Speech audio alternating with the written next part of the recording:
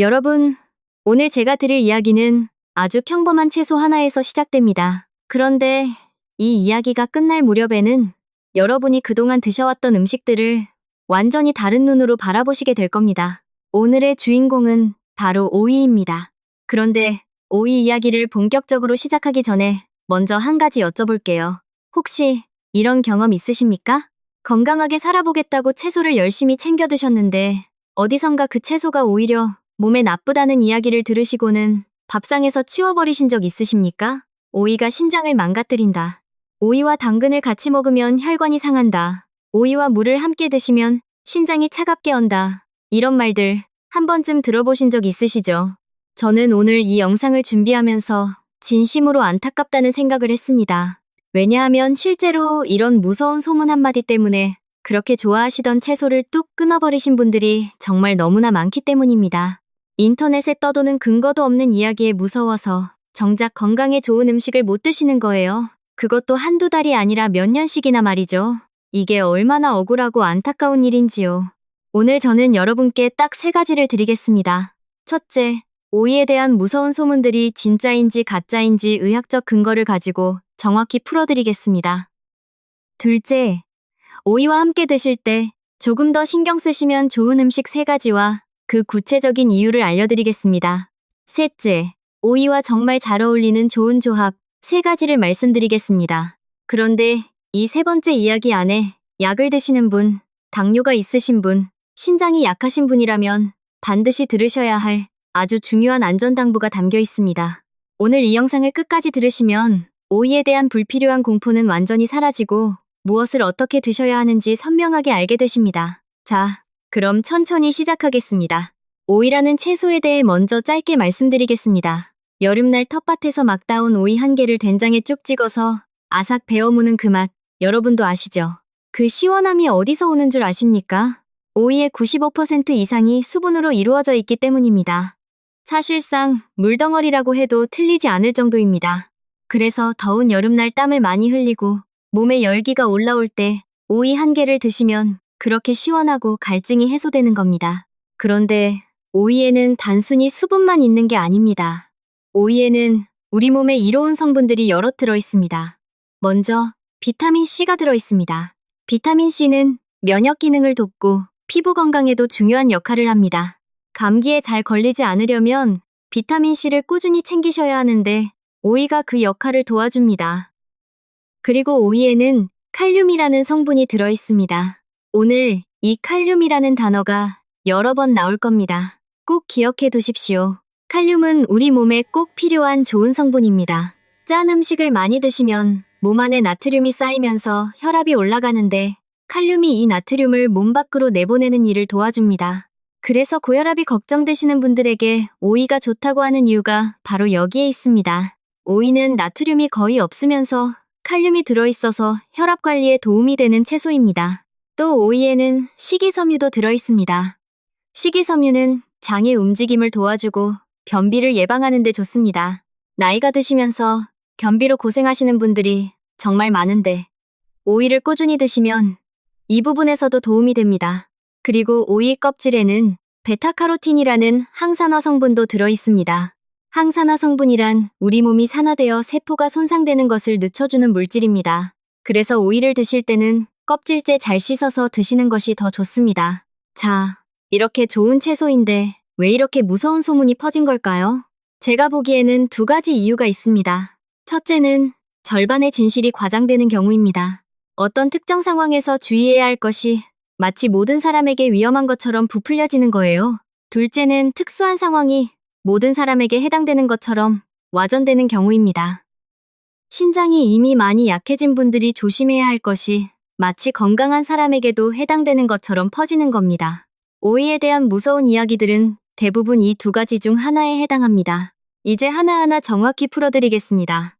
이제 오이와 함께 드실 때 조금 더 신경 쓰시면 좋은 음식 3가지를 말씀드리겠습니다. 그런데 시작 전에 먼저 분명히 하고 싶은 것이 있습니다. 지금부터 말씀드리는 것들은 무서운 이야기가 절대 아닙니다. 독이 된다거나 신장이 망가진다거나 그런 이야기가 아닙니다. 그저 조금 알아두시면 영양을 더 알뜰하게 챙기실 수 있는 생활의 요령입니다. 너무 겁먹지 마시고 편안하게 들어주십시오.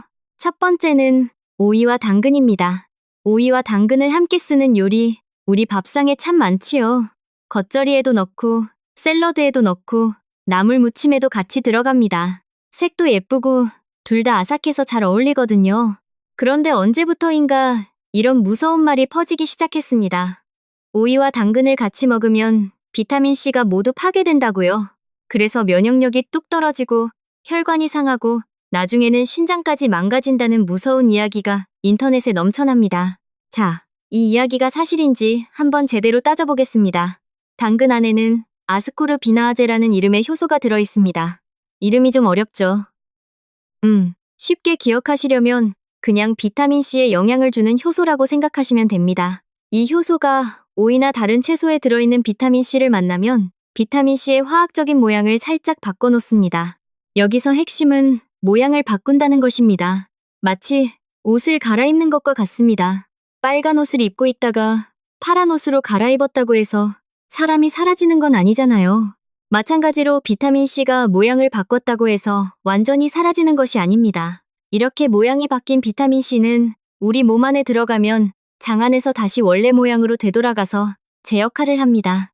더 중요한 사실이 있습니다. 우리가 음식을 먹으면 위장 속에서 강한 위산이 분비됩니다. 이 위산이 그 아스코르비나아제 효소를 상당 부분 무력화시켜버립니다. 효소가 힘을 잃어버리는 거예요. 그러니 실제로 우리 몸 안에서 일어나는 비타민C 손실은 인터넷에서 이야기하는 것처럼 그렇게 크지 않습니다. 서울대학교 식품영양학과 연구 결과에서도 이것이 확인되었습니다. 오이와 당근을 함께 섭취했을 때 실제 체내 비타민C 흡수율은 단독 섭취 때와 통계적으로 유의미한 차이가 없었습니다. 즉, 과학적으로도 오이와 당근을 함께 드시는 것은 아무 문제가 없습니다. 혈관이 망가지고 신장이 나빠진다는 이야기는 근거가 전혀 없는 심한 과장입니다. 그럼에도 불구하고 기왕이면 비타민C를 더 알뜰하게 챙기고 싶으신 분들을 위해 작은 요령을 알려드리겠습니다. 오이와 당근을 무치실 때 식초를 조금 넣어주십시오. 식초의 산 성분이 그 효소의 힘을 약하게 만들어서 비타민C가 덜 변합니다. 또 다른 방법은 당근을 끓는 물에 살짝 데쳐서 쓰시는 겁니다. 데치는 과정에서 열을 받은 효소가 힘을 잃습니다. 식초 조금 넣기 또는 당근 살짝 데치기. 이 두 가지 중 하나만 기억하시면 됩니다. 안 하신다고 절대로 큰일 나는 것이 아닙니다. 그냥 드셔도 됩니다. 더 알뜰하게 챙기고 싶으신 분들을 위한 요령일 뿐입니다. 오이와 당근은 앞으로도 마음껏 함께 드셔도 됩니다. 두 번째는 오이와 무입니다. 오이와 무를 함께 쓰는 요리도 우리 밥상에 많습니다. 깍두기에도 함께 들어가고 무생채에 오이를 넣기도 하고 국물 요리에 함께 쓰기도 합니다. 그런데 이것에 대해서도 무서운 소문이 있습니다. 오이와 무는 둘 다 찬 성질의 식품이라 같이 먹으면 신장이 차갑게 얼고 마비된다는 겁니다. 신장이 언짢이 듣기만 해도 섬뜩하지요? 자, 이 이야기도 정확히 따져보겠습니다. 먼저 음식에 따뜻한 성질과 찬 성질이 있다는 생각은 한의학에서 오래전부터 내려온 관점입니다. 오이도 무도 한의학에서는 찬 성질로 분류됩니다. 이것은 우리 조상들이 오랜 경험을 통해 쌓아온 지혜로서 나름의 의미가 있습니다. 저는 이 관점이 완전히 틀렸다고 말하려는 것이 아닙니다. 다만 분명히 해야 할 것이 있습니다. 한의학의 찬 성질이라는 개념과 신장이 실제로 얼거나 마비된다는 것은 전혀 다른 이야기입니다.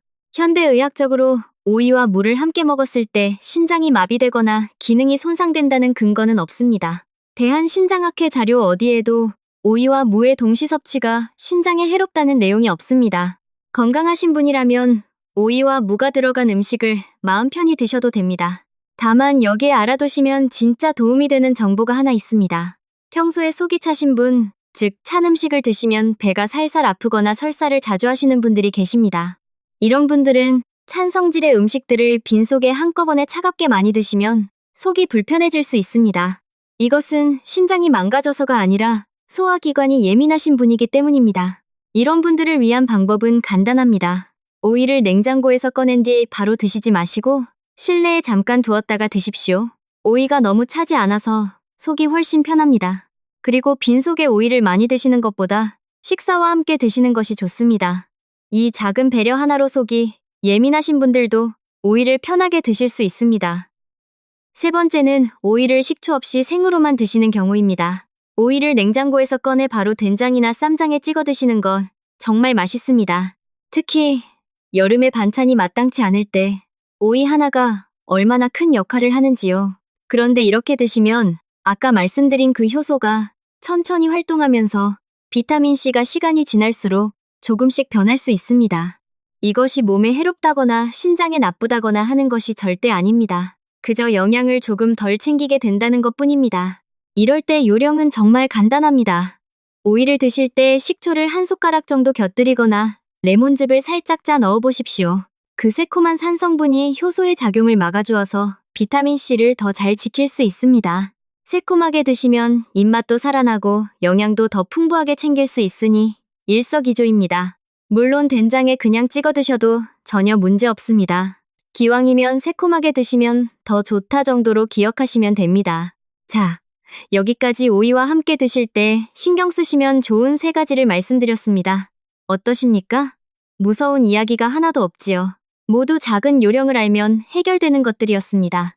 오이는 정말 죄가 없습니다. 이번에는 오이와 정말 잘 어울리는 좋은 궁합을 말씀드리겠습니다. 이 부분은 특히 집중해서 들어주십시오. 지금부터는 정말 중요한 안전당부가 함께 나옵니다. 약을 드시는 분, 당뇨가 있으신 분, 신장이 약하신 분들은 특별히 귀를 기울여 주십시오. 좋은 궁합 첫 번째는 오이와 식초, 그리고 부추입니다. 오이를 얇게 채 썰고 부추를 알맞게 썰어 넣은 다음 식초로 새콤하게 버무린 부추 오이 무침. 여름철 입맛이 없을 때 이것 한 접시면 밥 한 그릇이 뚝딱 비워집니다. 부추의 향긋하고 쌉쌀한 맛과 오이의 아삭한 식감, 식초의 새콤함이 어우러지면 정말 어디서도 살 수 없는 우리 밥상만의 맛이 납니다. 부추에는 우리 몸에 이로운 성분이 많습니다. 부추 안에 들어있는 알리신이라는 성분은 강력한 항균 작용을 하고 혈액순환을 돕습니다. 또 부추에는 비타민 A와 C, 그리고 칼슘도 들어있어서 뼈 건강에도 좋습니다. 기력이 떨어지신다고 느끼시는 분들에게 부추가 자주 권해지는 이유가 바로 이 때문입니다. 그런데 이 부추 때문에 두 부류의 분들께는 꼭 드려야 할 안전당부가 있습니다. 이것은 단순한 요령이 아니라 건강과 직결된 중요한 정보입니다. 천천히 들어주십시오. 첫째, 피를 묽게 하는 약을 드시고 계신 분입니다. 이런 종류의 약을 와파린이라고 하거나 항응고제라고 부릅니다. 이 약은 혈전, 즉 피가 굳는 것을 막아주는 아주 중요한 약입니다. 심방세동 같은 부정맥이 있으신 분, 인공심장 판막 수술을 받으신 분, 혈전 예방을 위해 드시는 분들이 이 약을 복용하십니다. 부추와 오이 껍질에는 비타민 K가 들어있습니다. 비타민 K는 피를 굳히는 역할을 하는 성분입니다. 그래서 피를 묽게 하는 약과 비타민 K는 서로 반대 방향으로 작용합니다. 약은 피를 묽게 하려 하고 비타민 K는 피를 굳히려 하는 거예요. 이 둘이 부딪히면 약의 효과가 들쭉날쭉 불안정해질 수 있습니다. 그렇다고 해서 부추와 오이를 당장 끊으셔야 한다는 말이 아닙니다. 오히려 중요한 것은 다른 데 있습니다. 이런 약을 드시는 분들께 가장 중요한 것은 비타민 K 섭취량을 갑자기 크게 바꾸지 않는 것입니다. 평소에 부추를 드시던 분이라면 계속 비슷하게 드시는 것이 좋습니다. 갑자기 많이 드시거나 갑자기 완전히 끊으시는 것, 이 둘 다 약의 효과를 불안정하게 만들 수 있습니다. 일관성이 중요합니다. 가장 확실하고 안전한 방법은 담당 선생님께 여쭤보시는 것입니다. 선생님, 저 부추를 자주 먹어도 괜찮을까요? 이 한마디면 됩니다. 선생님께서 현재 약 용량에 맞는 적정 비타민 K 섭취 범위를 알려주실 겁니다. 이 한마디가 혼자 끙끙 앓으면서 잘못 판단하는 것보다 훨씬 안전하고 현명합니다. 둘째, 신장이 약하신 분입니다. 신장 기능이 많이 떨어지셨거나 투석을 받고 계신 분들입니다. 아까 칼륨 이야기를 잠깐 드렸는데 기억하시지요? 칼륨은 우리 몸에 꼭 필요한 좋은 성분입니다. 심장이 규칙적으로 뛰게 도와주고 혈압을 조절하는 데 중요한 역할을 합니다. 그런데 신장이 약해지면 이 칼륨을 몸 밖으로 내보내는 기능이 떨어집니다. 그러면 피 속에 칼륨이 너무 많이 쌓이게 됩니다. 피 속에 칼륨이 과하게 쌓이면 고칼륨 혈증이라는 상태가 됩니다. 이 상태가 심해지면 심장 박동이 불규칙해지고 심한 경우 위험한 상황이 올 수도 있습니다. 그래서 신장이 많이 약하신 분들은 칼륨이 많은 음식을 주의하셔야 합니다. 사실 오이 자체에는 칼륨이 그렇게 많지 않습니다. 하지만 부추에는 오이보다 칼륨이 더 많이 들어 있습니다. 그래서 신장 기능이 많이 떨어지셨거나 투석을 받고 계신 분들은 부추 섭취량을 조절하시고 가급적 끓는 물에 데쳐서 드시는 것이 좋습니다. 채소를 데치면 칼륨이 물속으로 어느 정도 빠져나오기 때문입니다. 신장이 얼마나 약해야 칼륨을 조심해야 하는지, 하루에 얼마나 드셔도 되는지는 개인마다 다릅니다. 꼭 담당 신장 전문의 선생님과 상의해서 본인에게 맞는 기준을 정해주십시오. 다시 한번 정리드립니다. 건강하신 분은 부추오이 무침을 마음껏 드셔도 됩니다. 피를 묽게 하는 약을 드시는 분은 부추 드시는 양을 갑자기 바꾸지 마시고 담당 선생님과 상의해 주십시오. 신장이 약하신 분은 부추를 데쳐서 드시고 역시 담당 선생님과 꼭 상의해 주십시오. 알고 드시느냐, 모르고 드시느냐, 그 차이가 건강을 지킵니다. 좋은 궁합 두 번째는 오이와 배, 그리고 꿀입니다. 오이의 아삭함과 배의 달콤함, 꿀의 부드러운 단맛이 어우러지는 이 조합은 특히 환절기에 목과 기관지가 불편하실 때 정말 좋은 선택입니다. 오이를 얇게 슬라이스해서 따뜻하게 익힌 배와 곁들이고 꿀을 살짝 뿌려 드시는 방법, 생각만 해도 달콤하지 않습니까? 그런데 여기서도 인터넷에 과장된 이야기가 돌아다닙니다. 배와 꿀을 먹으면 신장의 독소가 빠지고 망가진 신장 기능이 되살아난다는 겁니다. 이것에 대해 분명히 말씀드리겠습니다. 신장을 해독한다거나 이미 약해진 신장 기능을 음식으로 되살린다는 말은 의학적 근거가 없습니다. 신장은 아주 정교하고 복잡한 기관입니다. 배즙이나 꿀 몇 숟가락으로 손상된 신장 기능이 회복되는 일은 의학적으로 없습니다. 이런 말에 기대어 정작 필요한 치료를 미루시는 일이 없으셔야 합니다. 그렇다면 배와 꿀이 아무 도움이 안 되느냐 하면 그건 또 아닙니다. 진짜로 도움이 되는 부분이 따로 있습니다. 따뜻하게 익힌 배는 목과 기관지를 부드럽게 달래주는 데 도움이 됩니다. 환절기에 목이 칼칼하거나 건조함을 느끼실 때, 기침이 자주 나거나 가래가 끼실 때 따뜻한 배속 한 그릇이 그렇게 편안하고 좋은 이유가 여기에 있습니다. 이것은 신장을 고치는 것이 아니라 목과 기관지를 달래주는 효과입니다. 이렇게 정확히 알고 드시는 것이 중요합니다. 다만 꿀에 대해서는 반드시 주의하셔야 할 분들이 있습니다. 꿀은 혈당을 올립니다. 설탕보다 혈당을 급격히 올리지는 않지만 꿀도 결국 당분이 들어있는 단식품입니다. 당뇨가 있으시거나 혈당 조절이 필요하신 분이라면 꿀을 하루에 한두 큰술 이내로 제한하시는 것이 좋습니다. 아니면 꿀을 줄이고 따뜻한 배만 드셔도 기관지를 달래는 효과는 충분히 얻으실 수 있습니다. 꿀이 자연에서 온 것이라 괜찮다고 생각하시는 분들이 많습니다. 그런데 자연식품이라도 당분이 들어있으면 혈당에 영향을 줍니다. 당뇨가 있으신 분께는 꿀도 다른 단 음식과 마찬가지로 양을 조절하셔야 합니다. 이 점을 꼭 기억해 주십시오. 좋은 궁합 세 번째는 오이와 두부입니다. 오이와 두부의 조합은 생각보다 잘 알려져 있지 않지만 사실 우리 어르신들 건강에 아주 잘 맞는 훌륭한 조합입니다. 오이를 얇게 썰거나 채 썰고 으깬 두부를 함께 넣어 참기름 한 방울과 식초를 조금 넣고 무치면 고소하고 새콤한 두부오이 무침이 완성됩니다.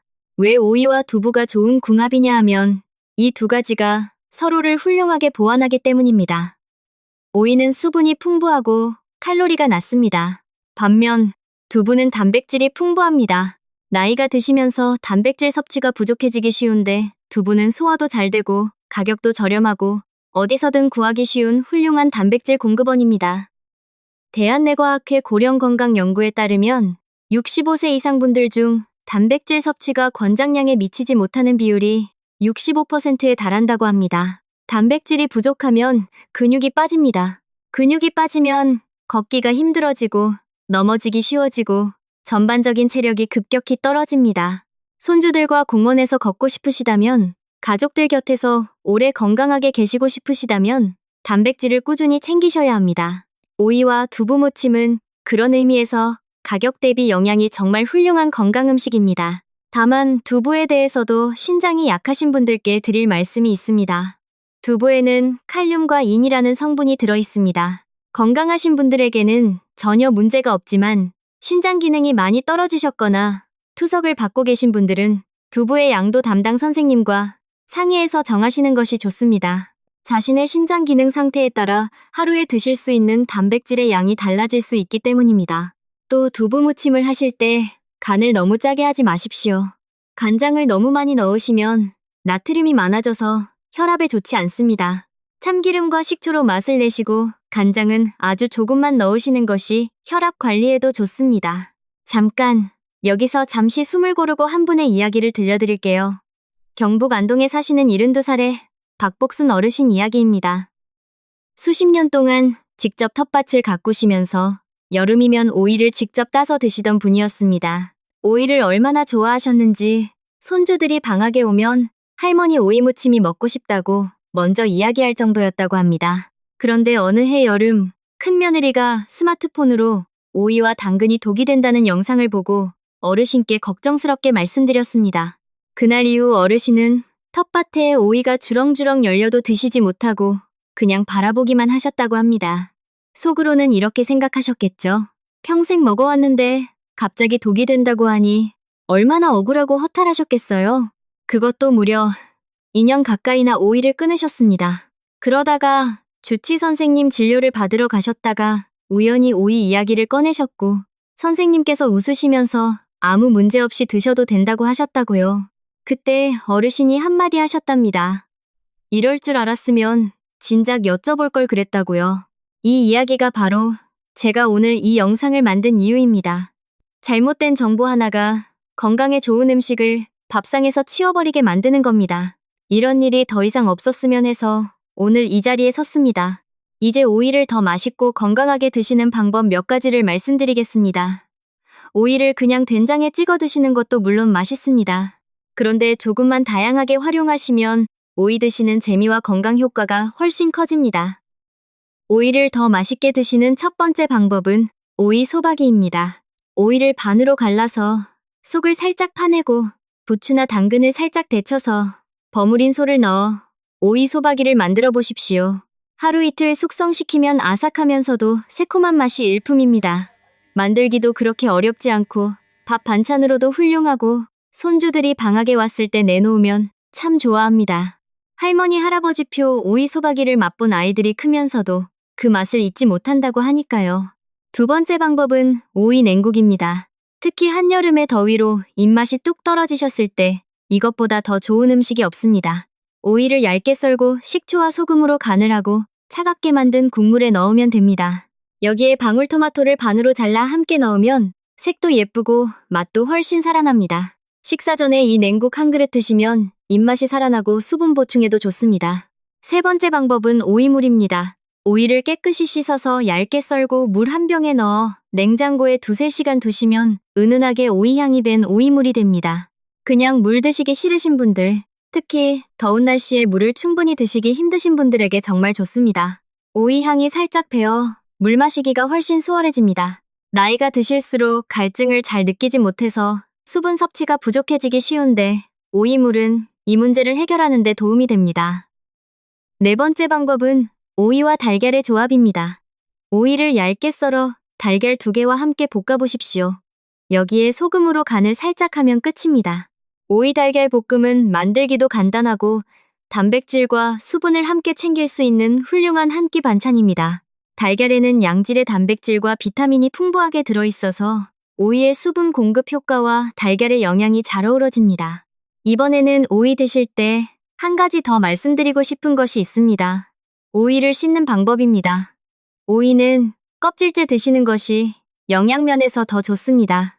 아까 말씀드린 베타카로틴이 껍질에 많이 들어있기 때문입니다. 그런데 껍질째 드시려면 깨끗이 씻어야겠죠. 오이를 씻는 방법은 간단합니다. 먼저 흐르는 물에 오이를 골고루 문지르면서 씻어주십시오.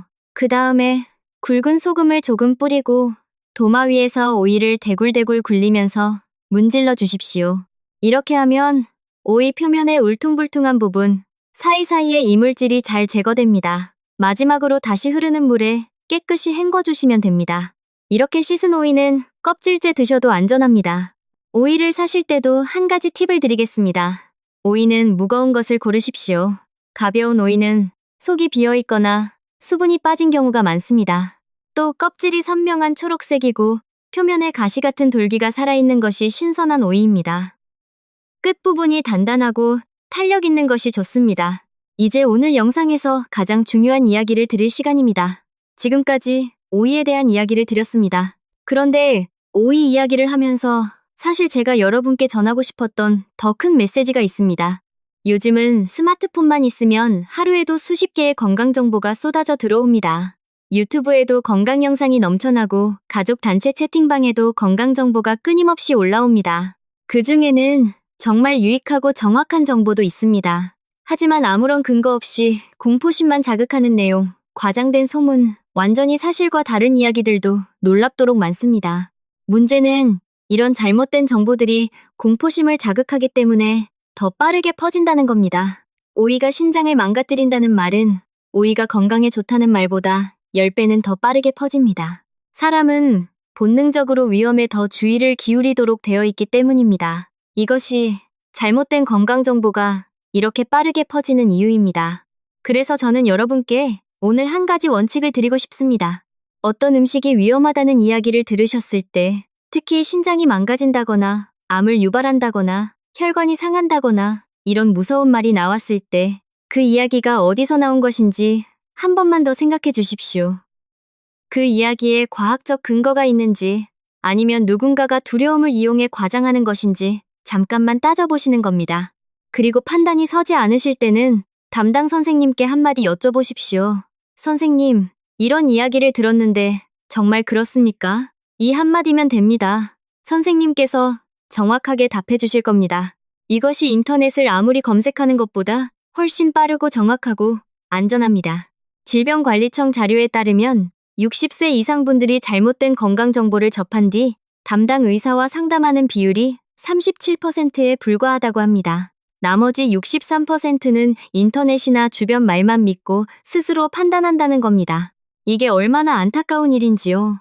여러분만큼은 그 63%에 속하지 않으시길 바랍니다. 우리 세대는 어려운 시절을 이겨내며 가족을 위해 평생을 헌신해 오셨습니다. 이제 여러분이 건강을 지키시는 것이 가족에게 가장 큰 선물이고 사랑입니다. 잘못된 정보에 흔들려서 좋은 음식을 포기하시거나 필요한 치료를 미루시는 일이 없으시길 진심으로 바랍니다. 이제 마지막으로 오늘 드린 이야기를 모두 정리해 드리겠습니다. 오이는 우리 몸에 좋은 채소입니다. 95% 이상이 수분이고 칼륨, 비타민C, 식이섬유, 베타카로틴이 들어있어서 수분 보충, 혈압 조절, 장 건강, 항산화에 도움이 됩니다. 오이와 함께 드실 때 조금 더 신경 쓰시면 좋은 것 3가지입니다. 오이와 당근을 함께 드실 때는 식초를 조금 넣거나 당근을 살짝 데쳐서 쓰시면 비타민C를 더 알뜰하게 챙길 수 있습니다. 오이와 물을 함께 드셔도 신장이 절대 얼거나 마비되지 않습니다. 속이 차신 분만 너무 차갑게 빈속에 드시는 것을 조심하시면 됩니다. 오이를 생으로 드실 때 식초나 레몬즙을 곁들이시면 영양을 더 풍부하게 챙길 수 있습니다.